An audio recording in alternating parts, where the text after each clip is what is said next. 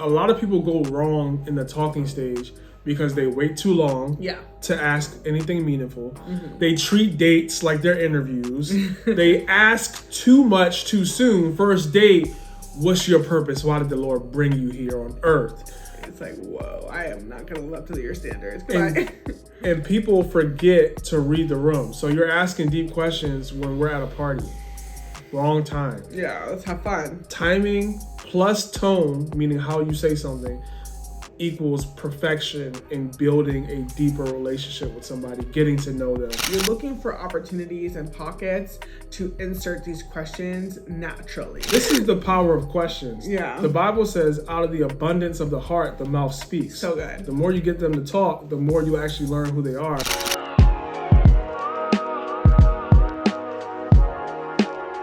What's up, fam? Welcome back to our channel. My name is Tim. This is my beautiful wife, Pauline, and you're tuning in to another episode of the W Podcast, where you get wisdom in the world with the Wheelers. Hey, so we are super excited to be back with another episode this week.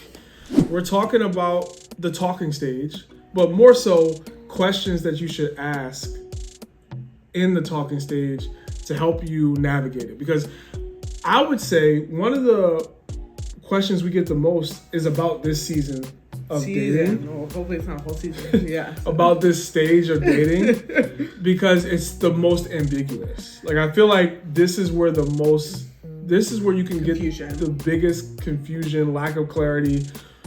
One of the reasons why I feel like is because you're not trying to play yourself. Yeah. You're not trying to push yourself out there too much. Yeah. Because you don't know exactly how they feel about you, and you're not trying to look like a clown or a loser or like you're overly involved. Like, do you remember when you were dating, like even before me, and there's like this unspoken rule. A lot of unspoken rules. Of like, well, if they text, I can't text back like in 1 second. Right, you have to do a turnaround. Yeah, like you gotta give it a little space, you know what I mean? Like, I can't act like I'm just waiting all day for you to text me. Yeah. You gonna have to wait on me a little bit. No, I'm busy. I got things to do. And then there's also in like, especially the Christian dating world of like, sometimes it's immense pressure early on of like, are we meant to get married? And like kind of interrogating somebody on the first date. And then, over here we keep it fun and holy. So we want you guys to have a good time and have fun and build a friendship while you're dating if you haven't already gotten to build one beforehand. But also, like having intentional, purposeful conversations about, pursuing the Lord and doing that together or doing that in the future and what that looks like. So we don't want you to scare anybody off by doing too much too soon, but we also don't want you to lean too much on the fun side of being too casual at this stage as well. So it can be a very ambiguous thing. It is a little bit newer. Our parents did not have talking stages when they were dating at our age 20 and 30 years ago. So there's a lot of questions that you need to ask to protect yourself, your heart, to guard your heart, to make sure that it is somebody who has a similar mindset, similar goals as you. But you also need to kind of navigate it delicately and with wisdom, because you don't want to feel like you're interrogating anybody at any point and be an FBI investigator, FBI agent. That was my MO. And like would kind of be too intense early on of like, hey, what are you about? Like, are you on my level? Are we equally yoked? And it's like, whoa, what is your favorite color? Like, can we kind of like find a happy medium?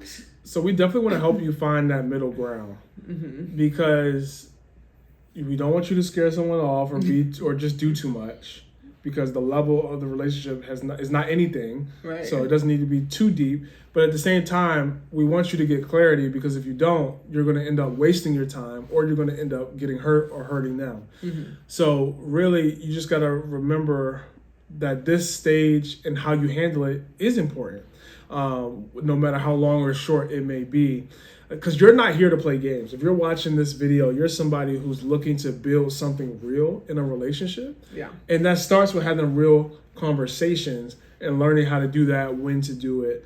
And wisdom, the Bible says that do everything you can to gain wisdom and get understanding. So this is good that you're watching this video because we're going to give you some practical stuff to do, but then you got to go out and apply it. Yeah. And these questions are actually something that we came up for you guys. Somebody on Instagram asked for this in response to another post that we had. So thank you for that. If you guys ever have questions, this is why it's important to comment. We read all of your guys' comments and we want to help you as much as we can. So this video and this list of questions wouldn't be in existence if you guys didn't ask for it. What I think is cool about this video is we're not just talking about what to say, but we're also highlighting when to say it and how to say it. Right. And I think that's the part that people miss. It's like, you may know what to say.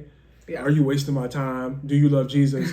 But how do you say that for real? And when you say it is good. So let's get into it. Right. So we're going to make sure you're not doing that interrogating thing, that you're being intentional and not too intense. So the first question that you want to ask, and again, this is not to be weird. This is, we'll tell you what to ask, how to ask it, when to ask it also. So don't just pay attention to the actual question. Pay attention to the context that we're setting you guys up with, because we don't want you to come across as weird. Okay. Because everyone's different in their kind of experience. Okay. So the first question is, so how did you actually come to know God? And this is going to replace your traditional question of, what's your testimony? Yes, we want to know your testimony. We want to know how much you love Jesus. We want to know when you met him, how you met him, what he said. We want to know all those things. But we also want to ask it in a context that's low pressure, because a lot of people feel shame about their testimony, right? Of like, oh, well, I always grew up in church. I got saved when I was 3.5. I've always loved God. I grew up in a godly family. I don't have this kind of like, hey, I used to be strung out on drugs and the Lord met me in a public bathroom and now I got filled with the Holy Spirit and now I speak in tongues everywhere I go. Not everybody has that type of testimony, and sometimes people feel a lot of shame of like, am I saved enough? Because I never had this radical moment. But to be honest with you, the keeping power of Jesus Christ is very real. And if that's your story, like you grew up in a Christian family and your sin is pride and arrogance and talking back and having an attitude, all the sin is sin to the Lord, right? And you never had this wild out period of your life where you did drugs and had sex with strangers and all those things. Like, your testimony still matters. So that's why it's important that you don't put a lot of pressure on this question, because some people feel very insecure about their testimony. And what we want you to do is really lean into their story. Yes. And like listen to what they're saying, no matter how great or small it may seem. Because the point here is not to know really how saved they are. It's really to build connection. Yeah. Because you can build connection, and then when you go home after the date or when you get off the phone, then you can evaluate like, is this somebody I actually want to get to know more? Like, do I feel like we're equally yoked? But you can still get to know somebody and build that connection to see that and do that. And if you're wondering, so now we're going to give you the context. This isn't something that you're saying, hey, you ordered your drink, I'd like some lemonade. So how did you come to know God? How did you actually come to know God? This is something that you're tagging onto a conversation that's already happening. And Tim is so good at this, and I've gotten better at it since we've been together, but like learning how to kind of, you have maybe a list in your mind before you go on the date or before you have the phone conversation of things you want to learn about them. That's fine to do, but you're looking for opportunities to ask them, not just getting on the phone and saying, hey, I have my list of questions, like it's an interview. So maybe you're bringing this up, you're asking them, hey, how did you actually come to know God? Hey, how was your weekend? Oh, it was good. What'd you do? I went to church. Oh, cool. What church do you go to? How long have you been going there? Oh, I just started. Okay, how'd you find out about it? Okay, this is your friend told you about it. What do you think about it so far? I really like it. The pastor, the word really changed from my life, or I made XYZ decisions. Oh, that's amazing. It sounds like God's really moving in your life. How did you actually come to know God? Yeah. So let me slow that down for what. So people really fast, sorry. I just want to make sure people don't miss what you did. You knew all along that you wanted to ask somebody how they actually came to know God. But that was not the first question you asked. Come on. You let it build. Yeah. You want to let it build. So you let them, you can ask simply, hey, where do you go to church if you don't know? Or you can ask, how did you come to this church? Or you can ask some smaller question that's not going to, because what you want to do is open them up, disarm them, like Pauline just said, so that they feel comfortable. Because if you just ask somebody, how do you get to know God?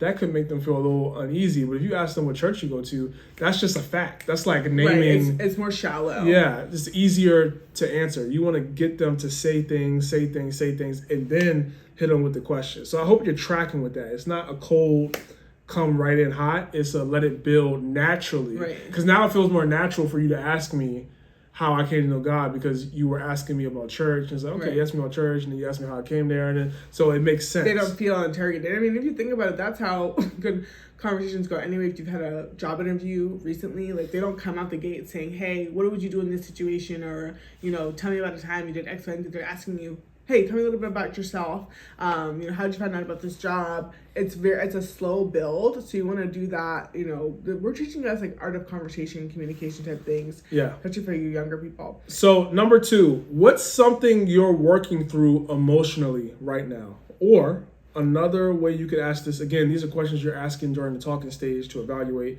is it somebody you should move forward with? The other way you could ask that is, what's been stretching you or growing you lately? That may be a little more palatable for somebody than what's something you're working through emotionally right now. Especially for a guy. Yeah. Especially asking a guy that. Like, I would not ask a man that. What's another way to say it to a guy? I think what's been stretching you or growing you lately is What's fine. been hard for you? What's been challenging? Yeah, because emotionally, some guys are like, They don't think like that. Yeah, like what? So Brendo. Yeah, like you're really gonna lose a guy. Bye, I gotta go. He's gonna hang up on you. There are some guys, like I have a brother who is very in tune with his emotions, which nothing is wrong with that. You're in tune with your emotions too. Now, if you ask me this one, yeah, now. But if you would hang up on me if I asked you this? I just wouldn't have known how to answer. I'd be like, I don't know. Like, well, I don't know. So the point of this question is it tells you where they're healing, not just their highlight reel. Yeah. So, you can look on Instagram and if they post and see like what's going good in their life, but you want to learn like how are they processing things that aren't going so good. Right. And they may not give you a super deep question like, oh, my relationship with my dad or like, or whatever. It may be like, yeah, something I'm really working on is waking up on time. I set my alarm for 5:30, but I never get out of bed till 6. So that's something and that's an emotional thing too, discipline. Yeah. But that's something they're probably going to be more comfortable sharing with you. And that's great. Yeah, and that's something to know, like, oh, okay, discipline is super important. Like, I'm glad that you're working on that. That's amazing. Versus them just saying nothing, I don't know, and then you don't walk away learning anything about them. And don't ask this question first. The way you ask this question is after you've already shared something vulnerable yourself. Yeah. Because safety comes when you are vulnerable first. Yeah, it's like a mutual and they're like, all right, exchange. like, this person is not just going to try to get everything from me, and they're not giving nothing. Right. Number 3. Who do you trust the most with your personal side? Like the stuff you're still working through or don't always share right away, who do you trust with that type of information? Yeah. That's something you want to know. Because this one may sneak up on somebody in a good way of like, oh, I never really thought about that. Yeah, like, oh, I never realized. Because a lot of people, to a girl, you might say, who's your best friend? Who knows all of your stuff, all of your dirty laundry? Who's your best friend? Who do you call? And that's another way you could ask, like, oh, who would you call if you got really good news or really bad news? That's great. What I just said was long-winded. Yeah. So, yeah. Give you guys options here. It's like if your car broke down and like remember Shador Sanders did this where it was like he was on something and it was like, oh, call your brother, like will you pick up, that type of thing. Like if you have somebody who are you confident if you were to call them right now that they would pick up? Yeah. And it's kind of like that same thing. The point of this question is to see if they have community, to see do they have any mentors, or are they just going through life solo and just hoping that things go well? And there's levels to that, right? Because like if you're gonna say, oh, if your car would break down, who'd you call? You may not call your mentor, especially if your mentor lives in a different state. You'll probably call your mom or your brother or your roommate or something like that. And that's good to know too, because some people have roommates and they don't talk to their roommates, and you want to know that. But it's like, who do you trust? Who's gonna help you? Who would you let into your life? And here's a way. Again, we talked about building. You could start.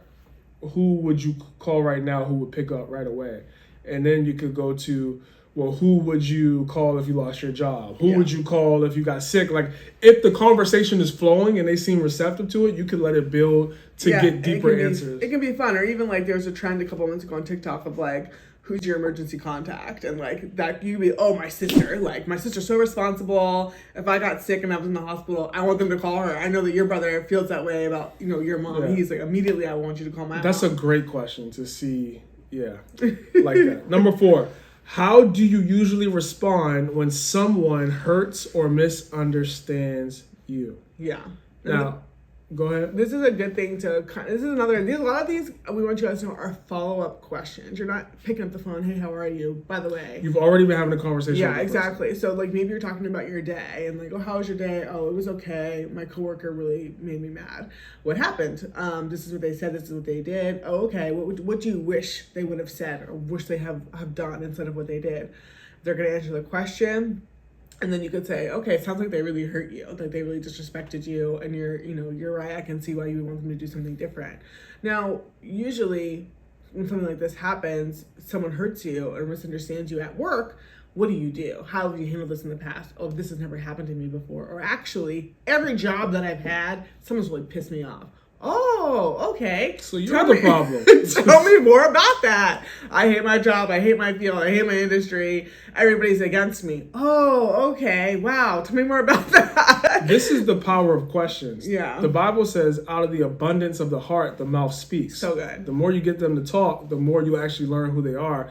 And this question is really not about trying to get a perfect answer. Yeah. It's more about, do they have self-awareness about what they usually say when something upsets them, how they process those things. Like, that's what you want to see. Again, this is the talking stage, so you're just getting to know You're them. talking. You got to talk. And that's also another thing.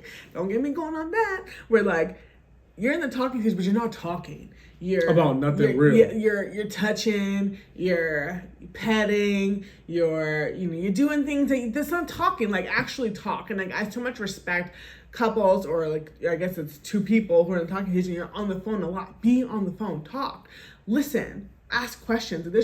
You should have in your notes section of your phone, you should have hundreds of questions that you want to ask them, and that you're praying, Lord, show me when to ask these questions, and asking them of yourself as you're going, if you're really trying to be thorough. And that may sound intimidating, bless you, it may sound intense, but this is what you're doing. You're here to talk. But it's not really just about being intense. Like, you should, if you're talking to somebody, be curious. Like, I just want to know about you. Like we're here, we're talking, we're in this talking stage, let's talk. Yeah. Let's not, just talk about, or not just like go on dates and laugh and send each other memes all day. Like, let's actually have a conversation. You should walk away knowing that person better, and they should know you better. So this question I'm about to say is not something you should ask in the first couple of conversations, in my opinion. Like, this should maybe be, if y'all been talking for 4, 5, 6 days, like, now you can start asking this question, because you've built up hopefully some. Well, yeah, and we shared that from the beginning, but all the questions are building on each other. The least intense question was number 1. The most intense question's gonna be number 10. So this is when it seems like y'all really vibing. There could be something here. You could ask, what boundaries work best for you when you're dating someone you're attracted to? Mm-hmm. Now, this is a question you ask when you love the Lord. Because I don't really care about what boundaries you got when I'm out here trying to get something from you. So the reason why you want to say the word attracted is because we're not trying to pretend like we're not human. We're not trying to pretend like we're not that holy. You are not attracted to women or men, and that doesn't make you want to do things. Like, let's just be honest. Like, if you are attracted to somebody and you're getting to know them, there's a natural feeling to want to grow closer to them physically too. Want to grow. So asking, like, hey, how do you normally handle that, is very helpful. Because what you don't want to do is get in situations with them and then you don't know how they react, you don't know how you're going to react, and then you're just putting yourself in bad situations. Like, you want to see from them, have them share, like, what have they done in situations where things can get blurry? Yeah, and this also shows you, this is kind of the alternative to, are you abstinent? Because a lot of people will ask that. Boundaries? Yeah. And what that mean? People will ask, like, oh, are you abstinent? Are you waiting until marriage? And it's like, yeah, I'm waiting until marriage. Waiting until marriage to do what? I'm waiting until marriage to live with my spouse. I'm waiting until marriage to wear a ring. Like, waiting until marriage to do what? And a lot of people will... we literally heard stories of guys who were like, yeah, like, I'm abstinent if you're abstinent type of thing. And it's like, no, asking this question, because there are a lot of times someone's past, and I'm not talking about spiritually, I'm just talking about emotionally and physically and like psychologically right now. The best predictor of how someone's going to act and behave in future situations is learning is what they've done in the past. So if I ask you these questions, what works best for you? What has worked best for you in the past? I've never not slept with anybody that I've dated. I've slept with every single person that I've dated. Okay, thank you for telling me that. I now know kind of like what your history is and what you're capable of. That doesn't mean, and then now they may tell you, I just met Jesus last year. I haven't dated anybody since I've been, in a relationship with God. I'm doing it different. Good, that's great. And this is a gentler way to kind of, if they want to share that much with you about like what they've done in the past, like they can. But they might tell you, hey, I've never done anything, and you're like, okay, cool. Like my boundaries are X, Y, and Z, and this is why. Because in the past, I've tried to live with a girl, I've tried to do everything but sex, and it ended up, they'll tell you this is what my boundaries are and why. Hopefully. Yeah, and if they've never had an opportunity to execute boundaries like you're saying, like you can ask them like, what boundaries would you want to have? Based on what your past experience, has been. And that's their chance to kind of tell you, oh, I don't know. I've never thought about it. No one's ever asked me that before. And it gives you a good idea of what you're working with and kind of what your guys' level is. Yeah. The sixth question you want to ask when you're talking to somebody, trying to evaluate, should you move forward? What did your family dynamic teach you about love or trust? And this is a really cool question because it skips the normal, what's your relationship with your parents like? And, basic stuff that you may not get a real answer. This will help you go a little deeper. And hopefully it helps you get a more reflective answer from your partner. Because what will likely happen is somebody will be like, I don't know. Like, what did... thought about it before. Right, I never thought about that. Like, what did my family teach me about love? And sit there. Like, let them think about it. And it's okay to come back to it, of course. Like, even all these questions, if they're like, oh, I've never thought about, like, hopefully they took away, like, oh, she's really intentional. Here, she's really thoughtful. Like, I want to continue this conversation with you because you made me think. Or they might say like, yeah, my parents taught me this, my siblings taught me that, I love my family, or, the alternative, or like my grandmother's amazing, she's taught me this, she's taught me that. And it kind of gives you an idea of like who influenced them when they were growing up. Or if they might say like, yeah, my family sucked. Like, yeah. And this is not a question that you're asking at the movies, or if you're at a really nice, if you're at a really nice restaurant and it's kind of popping, the vibe is fun. Like, no. You've already been having a kind of deep conversation and it's flowed into this question. This is not fresh out the gate all question. Of them are natural questions. Like, this is something if they're like, oh, how was your weekend? And like, hey, I just got home with my mom. Oh, that's great. Like, how often do you talk to your mom? What was she like growing up? Those types of things. You're looking for opportunities and pockets to insert these questions naturally. Even though in the back of your head, like Tim said earlier, you want to ask these, but you're just waiting for opportunities. Yeah. Number 7, what are some things you need in a relationship? So this question is not really asking for their dream spouse list. Like, I want somebody who's going to cook for me every night or whatever. I would like that. I want a chef. You're asking about their actual values. Yeah. So if you ask somebody, what are some things you need in a relationship, and they say communication, you want to ask them, well, what does good communication look like? Again, you want to go deeper with the questions. So good. Number 8, that was pretty straightforward. Let's go to number 8. What's your vision for your life right now? And where do you see God leading you? Yeah, that's obviously a deeper, like, bigger question. And this is gonna be good for when things come up of like, oh, this is what I'm really trying to do right now. I'm trying to apply to XYZ job. I'm trying to make this shift in my schedule. I'm trying to become more or less available for these types of, events or for these types of people. And it's really about kind of getting a gauge of what they're focused on and like what they're building. Right. It's not about their 5-year plan. Right, exactly. Because they may say, this kind of gives you an idea of like their level of ambition and just their level of focus. And it's not, again, only about career. It should, of course, include some type of like ministry, purpose, passion, direction. Exactly, not just and hopefully it all is pointing to building God's kingdom and like, hey, I want to build this type of business because down the road if the Lord calls me to be a parent, I want to be available for my kids in this way or that way.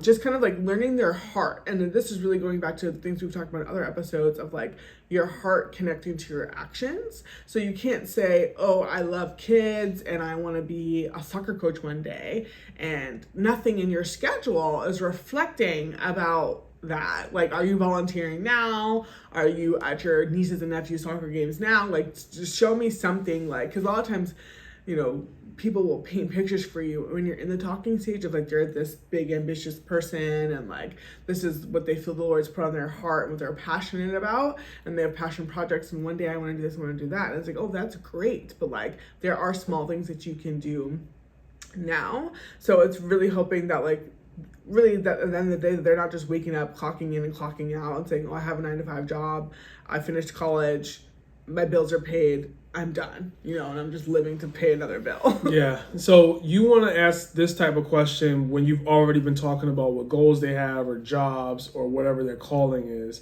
Like, this is a great way to kind of weave this question in. Number 9, what would a healthy marriage look like to you? Now, if you don't like this, like, don't think about it too deeply. Like, you can ask it like, what would you want your marriage to feel like on a Tuesday night? Like, it can be something more casual. Yeah. You just want to get an honest answer that's not rehearsed. Yeah, something really practical is what you're looking for, and a way that you can bring that up and talk about it. And of course, all these questions, like, change them to make it sound more like you. But like a good way to bring that up is like if you guys are talking about a show that one of you watches, and if he or she says, hey, my favorite show is X, Y, and Z, and it's like, okay, why do you like that show? Oh, I love the dynamic between the mom and dad. Oh, what do you like about, you know, their dynamic, about their relationship? I love the way that they do whatever every single night, and they have these habits in their family, and like they have these traditions that I just really admire. Oh, okay, like that sounds so cool. Like, did you guys have anything like that when you were growing up? Yes, I did. No, I didn't. What would you want to do in your own family one day? And that would be kind of the same thing as asking, like, what would a healthy marriage look like to you? What would a healthy family look like to you? What does that include? What traditions, what habits, what rituals, what rhythms would you want that to look like? And like, you know, you're trying to see not just what does marriage look like, but what does it feel like? Does it feel warm? Does it feel accepting and forgiving and intentional? And ladies, be kind. Be kind to your man, or he's not your man yet. Be kind to the guy if he doesn't know how to answer this question. Because when we first started dating, I don't think I'd be able to answer this well. Yeah, I want to be one. Yeah, that so sounds good. Me too. Like, if it's getting him to think, that's a good thing, and then he can follow up with you.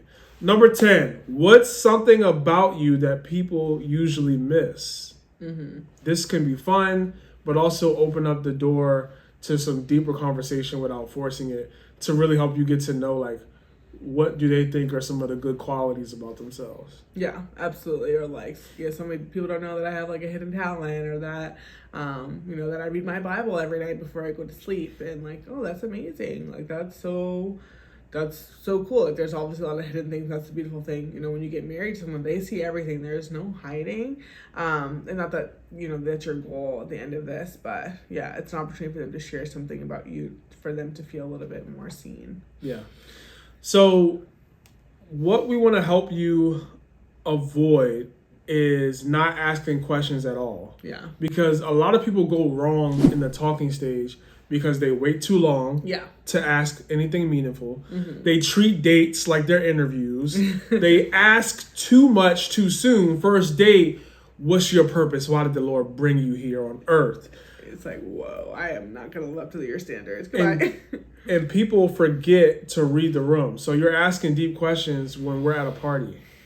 Wrong time. Yeah, let's have fun. Timing plus tone, meaning how you say something, equals perfection in building a deeper relationship with somebody, getting to know them.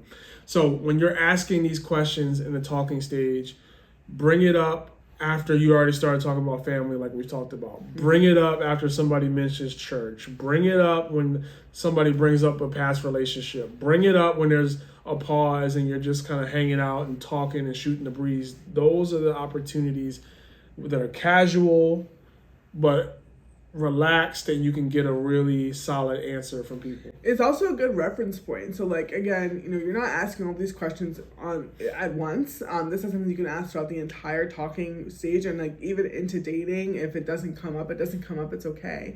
You're really just trying to learn the person's heart, and some of these are going to build off of other questions. And like a good sign that you did a good job of asking the questions is if you ask something and they say, hey, I don't really know, I'm going to think about that, thank you for asking me that. And then a few days later they say, hey, that question you asked me about, how I was raised, like my family culture, I was thinking about that, and this is how I would respond, or like it made me think, this is my response. And it's like, oh, that's so cool, like thank you for sharing that, tell me more about X, Y, and Z. So like if they bring it up again on their own, that shows that like you did a good job of kind of planting it in their heart at a soft time and like on good soil.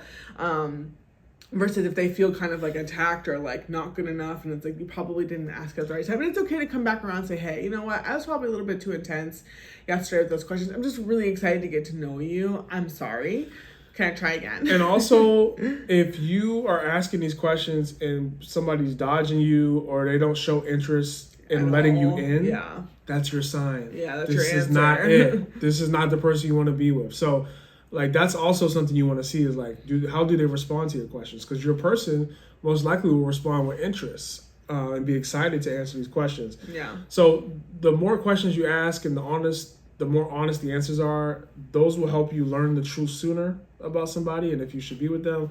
They'll help you build trust with them and not tension if it's the right person. They'll help you create space for safety and you'll develop early on. Like, we don't have secrets. We just be sharing. We be honest. Yeah, this is my guy, my girl. I talk to her. And you find out if they're emotionally available and if you're spiritually aligned. So this is what you are shooting for when you're asking these questions throughout the talking stage. If it was helpful, if this changed maybe how you view the talking stage and what questions you should be asking, let us know in the comments. Would love to hear what really stood out to you. And if you are in the talking stage right now, DM us on Instagram. Let us know, like, hey, I'm talking. This is what I'm thinking. We would love to talk with you about it there. So we'll see y'all next week on the W Podcast. Bye. Thanks for watching this video. To get more Christian relationship advice, subscribe to our channel. And make sure you check out our other videos as well.